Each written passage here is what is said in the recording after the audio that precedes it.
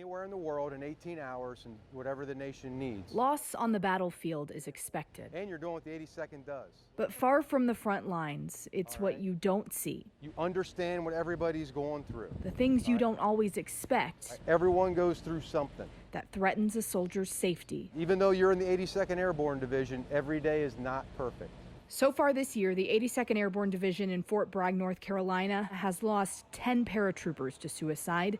The number stood at 4 in 2019. The increase has pushed Major General Christopher Donahue to make suicide prevention and mental health outreach a priority within his ranks. Nobody wants to talk about this in everyday life, but we have to make it the norm. You kind of get dull to it, I guess, is the way to put it. In August, just days after graduating second in his class from a U.S. Army leadership course, Staff Sergeant Jason Lowe took his own life inside his Fayetteville, North Carolina apartment. Staff Sergeant Ryan Graves found him. Everything they teach you that you're supposed to look for doesn't exist in that kind of situation. Like no financial trouble, no relationship trouble. And I think that's what eats you alive the most as a leader, as a friend. There was never a sign. The coronavirus pandemic has been especially isolating for soldiers and is raising concern.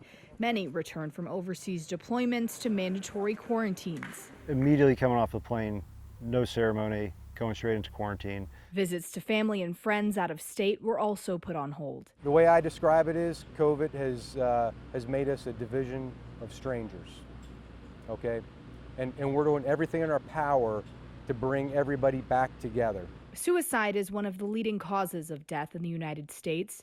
The most recent data from the Department of Defense shows the number of suicide deaths among active duty service members increased between 2013 and 2018.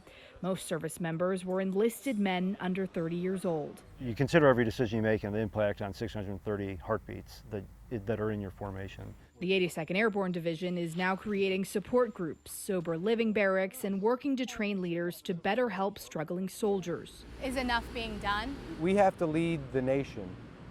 The military has to lead the nation in figuring this out. Since Lowe's death, chaplains have seen more soldiers seeking their help. How do you get after this invisible enemy that you don't know people are going through? Finding solutions for a hidden pain and hoping to save lives one soldier at a time.